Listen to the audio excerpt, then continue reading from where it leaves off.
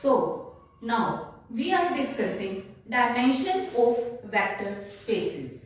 अब यहाँ पे हमारे पास है क्या कि W एक सब स्पेस दिया है finite dimensional vector space VF का, and we have to prove that dimension of W will be less than equal to dimension of V. उसके बाद फिर हमें ये प्रूव करना है कि if W is equal to V then dimension of W will be equal to dimension of V और vice versa. तो देखो सबसे पहले तो जब हमारे को पता है कि डायमेंशन होती क्या है, कि डायमेंशन वो होती है कि जितने उसके अंदर किसी बेसिस के एलिमेंट्स होते हैं, और बेसिस के एलिमेंट्स हमें पता है हमेशा लीनियरली इंडिपेंडेंट होते हैं. अब जो सबस्पेस है, तो अब हम यहाँ पे ये बताएंगे कि सबस्पेस के अंदर एलिमेंट स्पेस के एलिमेंट से ज्यादा नहीं हो सकते. यानी कि अगर V एक वेक्टर स्पेस है जो कि फाइनाइट डायमेंशनल वेक्टर स्पेस है और W उसका सब स्पेस है, तो वो भी फाइनाइट डायमेंशनल वेक्टर स्पेस ही होगा, इनफाइनाइट नहीं हो सकता. हम कंसीडर कर लेते हैं कि dimension of V is equal to n है, और हम अब ये शो करेंगे कि W की भी डायमेंशन फाइनाइट होगी. अगर ऐसा नहीं है तो हम ये कंसीडर कर लेते हैं कि ये फाइनाइट डायमेंशनल नहीं है. W फाइनाइट डायमेंशनल नहीं है तो इसका मतलब क्या है, इनफाइनाइट डायमेंशनल है. इनफाइनाइट डायमेंशनल है तो यानी कि B1 उसका एक इनफाइनाइट बेसिस है W का, और यहाँ पे यानी कि बेसिस है तो यानी कि B1 के अंदर n से ज्यादा लीनियरली इंडिपेंडेंट एलिमेंट्स हैं. अब इसका मतलब ये हो गया कि B1 जो है, क्योंकि B1 किसका सबसेट है, बेसिस किसका है, W का, तो यानी कि सबसेट भी है उसका, और W किसका सबसेट है, V का है, तो यानी कि B1 V के अंदर भी कंटेन करेगा. यानी कि V के अंदर n से ज्यादा लीनियरली इंडिपेंडेंट एलिमेंट्स एग्जिस्ट करते हैं, जो कि पॉसिबल नहीं है क्योंकि V की डायमेंशन हमारे को n दी हुई है, यानी कि V का बेसिस n है, यानी कि उसके अंदर n से ज्यादा लीनियरली इंडिपेंडेंट एलिमेंट हो ही नहीं सकते. तो इसका मतलब हमारे पास ये हो गया कि जो हमने सपोज किया वो गलत है, तो यानी कि कंट्राडिक्शन आ गई. सो अवर सपोजिशन इज रॉन्ग. सो अब हम यहाँ पे क्या करते हैं, तो इसका मतलब क्या हुआ कि W एक फाइनाइट डायमेंशनल वेक्टर स्पेस ही है.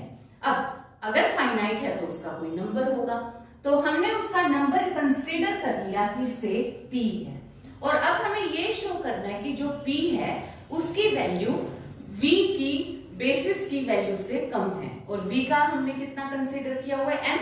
तो हमें अब ये शो करना है कि P will be less than equal to n होगा. तो अब मैंने क्या कंसीडर किया, मैंने एक बेसिस B कंसीडर किया जिसके अंदर W1 up to WP basis के एलिमेंट W के कंसीडर कर लिए. अब क्योंकि ये बेसिस के एलिमेंट है तो इसलिए ये सारे के सारे लीनियरली इंडिपेंडेंट होंगे. अब B किसका सेट है, W का, और W किसके अंदर कंटेन करता है, V के अंदर कंटेन करता है, तो यानी कि B linearly independent set vector space V का भी है. अब ये क्योंकि वेक्टर स्पेस का लीनियरली इंडिपेंडेंट सेट है, तो हमें पता है कि अगर वेक्टर स्पेस का अगर कोई भी लीनियरली इंडिपेंडेंट सबसेट हो तो या तो वो बेसिस होता है या फिर वो बेसिस पे एक्सटेंड हो सकता है. तो फिर इसका मतलब मेरे पास अब ये हो गया कि या तो ये बेसिस है या बेसिस पे एक्सटेंड होगा, तो मैंने इसको बेसिस पे एक्सटेंड कर दिया, और वो बेसिस मैंने S कंसीडर कर लिया such that B will contained in S. तो अब यहाँ पे number of element in B will be less than equal to, या तो क्योंकि इक्वल भी हो सकता है ना, या तो वो बेसिस है तो यानी कि तब उस केस में इक्वल हो जाएगा, अदरवाइज अगर एक्सटेंड किया तो फिर less than number of elements in S हो जाएगा. अब B के एलिमेंट कितने, P, और यहाँ पे क्योंकि मैंने वेक्टर स्पेस के बेसिस पे एक्सटेंड किया है और उसके अंदर के एलिमेंट कितने, n है, तो यानी कि P will be less than equal to n. तो इसका मतलब क्या हो गया, dimension of W will be less than equal to dimension of V, और यही हमें प्रूव करना था। अब इसके बाद सेकंड पार्ट में है हमारे पास कि अगर W is equal to V है तो अगर V is equal to W है तो इसका मतलब क्या हुआ, W is the subspace of V और V is the subspace of W।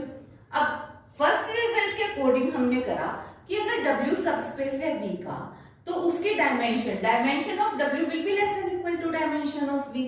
तो यहाँ पे अगर W सबस्पेस है V का तो dimension of W will be less than equal to dimension of V। Similarly dimension of V will be less than equal to dimension of W।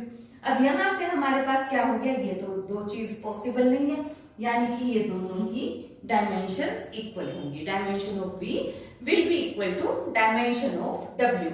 अब हम consider कर लेते हैं कि क्योंकि ये फाइनाइट डायमेंशनल ही है तो इनकी कोई एक डायमेंशन, क्योंकि V हम n ही मानकर चले हैं, तो dimension of V is equal to dimension of W is equal to n ही हमने बोल दिया। तो अब यहां से हमारे पास क्या है, B एक बेसिस है, बेसिस किसका है, W का है। तो इसका मतलब अब क्योंकि बेसिस W का है तो यहां से क्या हो गया, linear combination of basis element can be expressed as all the other elements of subspace W।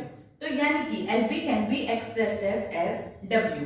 अब हमारे को पता है कि जो ये B के जितने भी एलिमेंट्स हैं वो वेक्टर स्पेस V के अंदर तो होंगे ही होंगे, क्योंकि B W के अंदर कंटेन करता है, W V के अंदर कंटेन करता है और वो सारे के सारे लीनियरली इंडिपेंडेंट वेक्टर्स हैं। तो इसका मतलब है कि B shall be a basis of vector space, क्योंकि वेक्टर स्पेस के अंदर n एलिमेंट है और डायमेंशन हमने n कंसीडर की है, तो यानी कि वो बेसिस के भी एलिमेंट है। तो इसका मतलब हो गया कि जो V वेक्टर स्पेस का कोई भी एलिमेंट है वो भी linear combination of basis element of B है, यानी कि LB W के भी इक्वल है, LB V के भी इक्वल है। तो यहां से हमारे पास क्या आ गया कि V is equal to W। There is one numerical related to theorem we have done. So in this numerical we have to show that x-axis is a subspace of R3 over real numbers. Find its dimension and basis. तो अब देखो जो ये हमारे पास x axis है, अपने को पता है कि R3 का मतलब हो गया 3 डायमेंशन। अब x एक्सिस है तो वो सिंगल 1 डायमेंशन हुआ, 1 डायमेंशन है तो उसके अंदर ऑब्वियसली एलिमेंट भी 1 ही आएगा। तो मैंने यहाँ पे एक सिंगल एलिमेंट ले लिया 1 0 0 which contain a unit vector, क्योंकि आप प्रेफर करते हैं यूनिट वेक्टर, बाकी सारे तो यूनिट वेक्टर के मल्टीपल ही होंगे, चाहे अल्फा 0 0 लिख लूं, चाहे मैं x 0 0, one and the same thing. तो मैंने यहाँ यूनिट लेना प्रेफर किया है, ठीक है। तो अलोंग x एक्सिस तो मैंने x वाली पोजीशन पे 1 लिया, बाकी दो जगह पे 0 बता दिया। तो एक तो मेरे को ये पता चल गया कि जो B सेट है ये एम्प्टी नहीं है और B जो है पूरी तरीके से, क्योंकि देखो 3 एलिमेंट्स हैं तो ये किसका पॉइंट है, B एलिमेंट R3 का एलिमेंट है, ठीक है, 3 के स्पेस का एलिमेंट है। तो B पूरी तरीके से R3 के अंदर कंटेन करता है। अब मेरे को ये बात पता है कि now linear span of B, तो जो linear combination of element of B जो है that is can be expressed as, तो लीनियर कॉम्बिनेशन के लिए मैं क्या करूंगी, किसी एक स्केलर से मल्टीप्लाई करूंगी वेक्टर को। तो मैंने स्केलर से मल्टीप्लाई किया, स्केलर से मैंने लैम्डा ले लिया, लैम्डा फील्ड में से बिलोंग करता है और फील्ड है मेरे पास रियल नंबर सिस्टम। तो मैंने यहाँ लिख लिया लैम्डा इंटू 1 0 0, इससे ये बन गया लैम्डा 0 0 और ये लैम्डा रियल नंबर में बिलोंग करता है। तो ये सारे के सारे A to Z x axis के पॉइंट्स को रिप्रेजेंट करता है लैम्डा 0 0, ठीक है ना। रियल नंबर सिस्टम का कोई भी एलिमेंट हुआ उसको रिप्रेजेंट करता है। तो इससे मेरे को ये चीज पता है कि भी जो linear combination of basis element है वो सब स्पेस होता है R3 का, चाहे एक्स एक्सिस इंडिविजुअल हो, चाहे वाई एक्सिस, चाहे जेड एक्सिस, ये सारे के सारे सेपरेटली सब स्पेसेस हैं R3 के, मतलब या वेक्टर 3 V3 के कह लो, यहाँ R3 का है तो R, V कहते हैं तो V। तो यहाँ पे हमारे पास ये जो वैल्यू है LB is the subspace of R3। तो यहाँ पे जो इसका मतलब है कि एक्स एक्सिस, अब जो ये वैल्यू है LB linear combination of basis element, वो पूरे तरीके से, क्योंकि वेक्टर स्पेस की कंडीशन ही यही है कि कोई भी अगर एलिमेंट कंटेन करता है वेक्टर स्पेस के अंदर तो उसका स्केलर मल्टीपल भी उसी वेक्टर स्पेस के अंदर कंटेन करेगा। तो इसका मतलब क्योंकि ये R3 का सबस्पेस है इस करके ये अपने पास सबस्पेस हो गया। तो इसका मतलब हो गया एक्स एक्सिस, क्योंकि ये एलिमेंट किसका है, एक्स एक्सिस का। तो और एक्स एक्सिस के सारे लीनियर कॉम्बिनेशंस भी, तो x axis is a subspace of R3R, और यही मुझे प्रूव करना था।